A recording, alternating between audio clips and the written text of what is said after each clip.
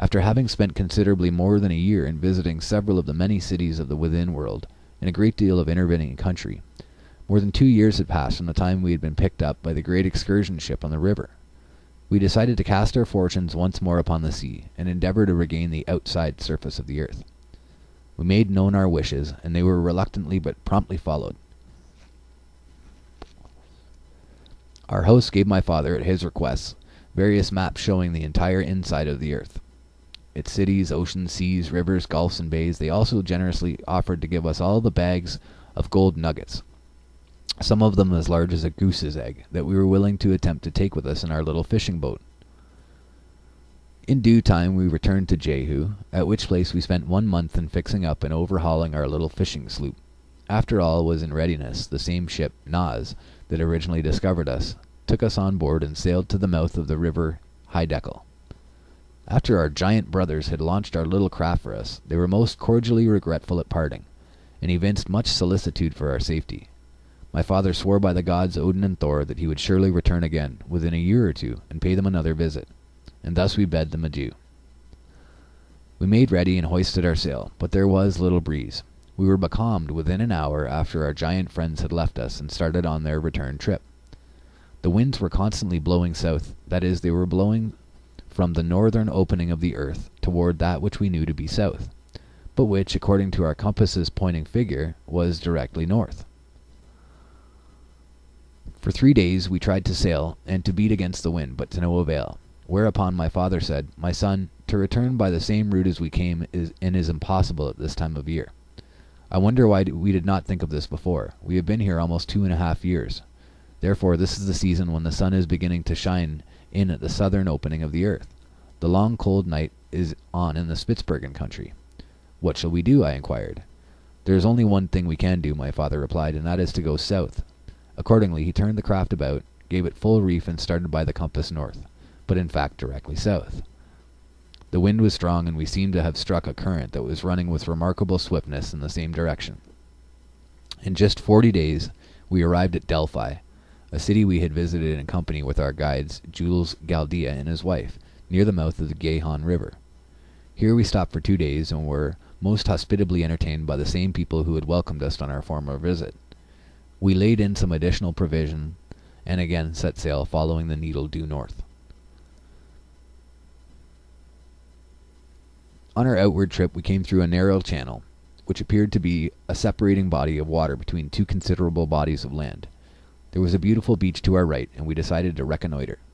Casting anchor, we waited ashore to rest up a day before continuing the outward hazardous undertaking. We built a fire and threw on some sticks of dry driftwood. While my father was walking along the shore, I prepared a tempting repast from plies we had provided. There was a mild, luminous night, which my father said resulted from the sun shining in from the south aperture of the earth. That night we slept soundly, and awakened the next morning as refreshed as if we had been in our own beds at Stockholm.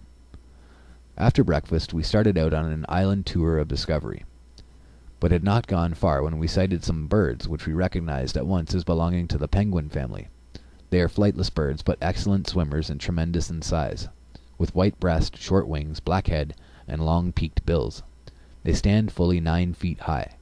They looked at us with little surprise, and presently waddled rather than walked toward the water, and swam away in a northerly direction. The nights are never so dark at the poles as in other regions, for the moon and stars seem to possess twice as much light and effulgence. In addition, there is a continuous light, the varied shades and play of which are amongst the strangest phenomena of nature. Rambrassen's astronomy. The events that occurred during the following 100 or more days begar description. We were on an open and iceless sea. The month we reckoned to be November or December, and we knew the so-called South Pole was turned toward the sun. Therefore, when passing out and away from the internal electrical light of the smoky god and its genial warmth, we would be met by the light and warmth of the sun, shining in through the south opening of the earth. We were not mistaken. The fact that gives the phenomenon of the polar aurora its greatest importance is that the earth becomes self-luminous, that besides the light which as a planet is received from the central body, it shows a capability of sustaining a luminous process proper to itself.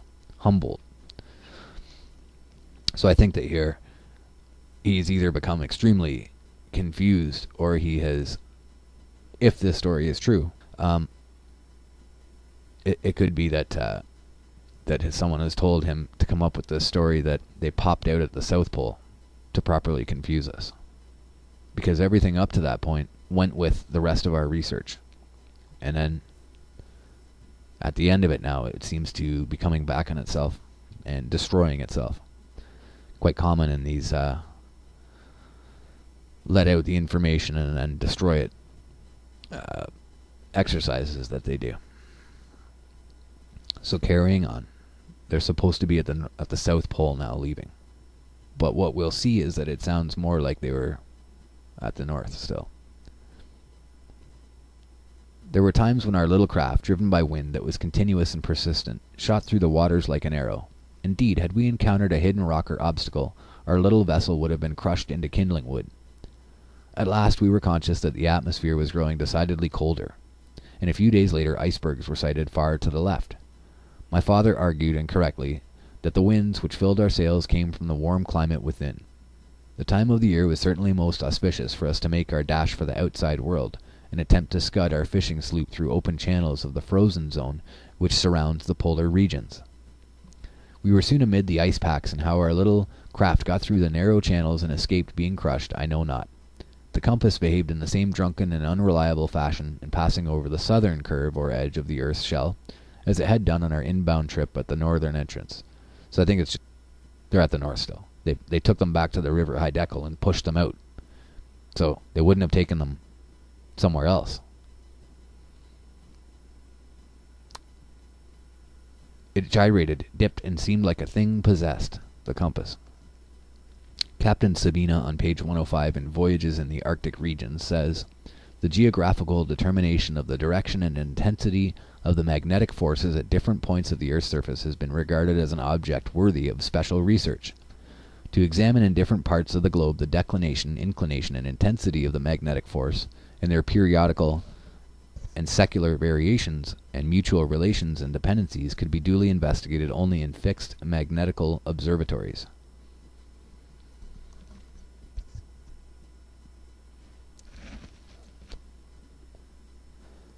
So I'll tell you guys a little interesting story there.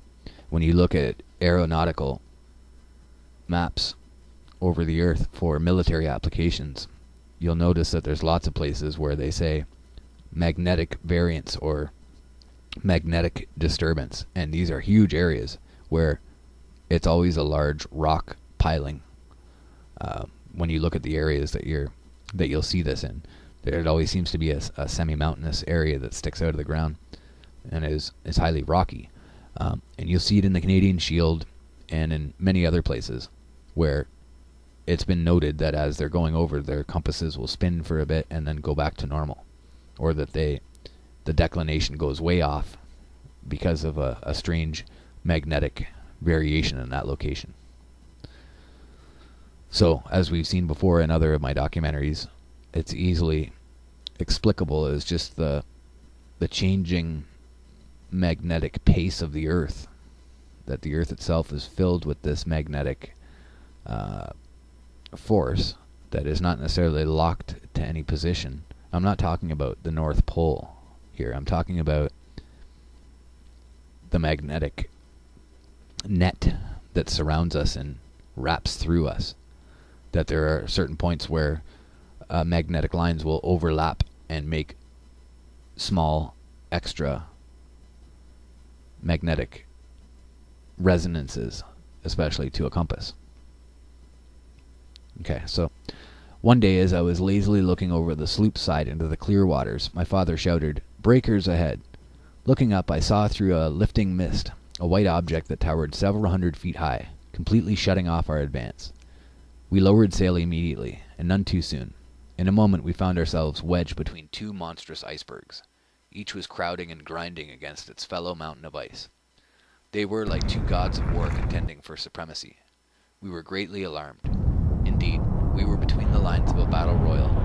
The sonorous thunder of the grinding ice was like the continued volleys of artillery. Blocks of ice larger than a house were frequently lifted up 100 feet by the mighty force of lateral pressure.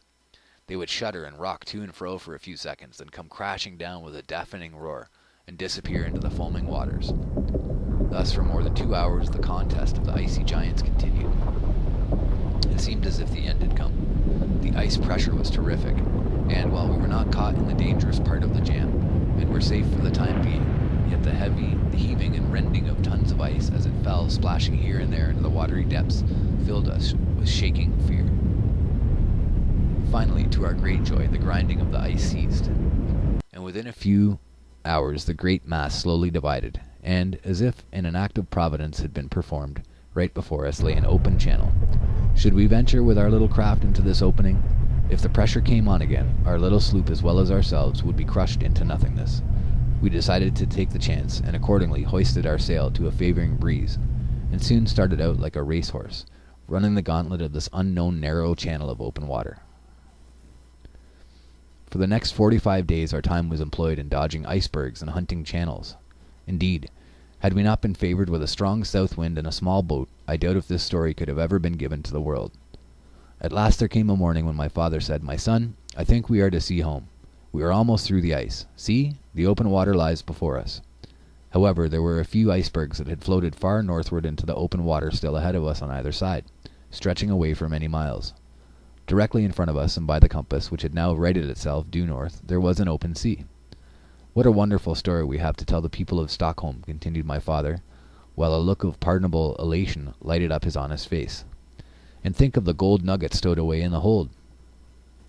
I spoke kind words of praise to my father, not alone for this fortitude and endurance, but also for his courageous daring as a discoverer, and for having made the voyage that now promised a successful end. I was grateful, too, that he had gathered the wealth of gold we were carrying home. While congratulating ourselves on the goodly supply of provisions and water we still had on hand, and on the dangers we had escaped, we were startled by hearing a most terrific explosion, caused by the tearing apart of a huge mountain of ice. It was a deafening roar like the firing of 1,000 cannon. We were sailing at the time with great speed, and happened to be near a monstrous iceberg, which to all appearances was immovable as a rock-bound island. It seemed, however, that the iceberg had split, and was breaking apart, whereupon the balance of the monster along the ice which we were sailing was destroyed, and it began dipping from us. My father quickly anticipated the danger before I realized its awful possibilities. The iceberg extended down into the water many hundreds of feet, and as it tipped over, the portion coming up out of the water caught our fishing craft like a lever on a fulcrum, and threw it into the air as if it had been a football. Our boat fell back on the iceberg, that by this time had changed to the side next to us, for the top. My father was still in the boat, having become entangled in the rigging, while I was thrown some 20 feet away. I quickly scrambled to my feet, and shouted to my father, who answered, "All is well." Just then a realization dawned upon me. Horror upon horror. The blood froze in my veins. The iceberg was still in motion,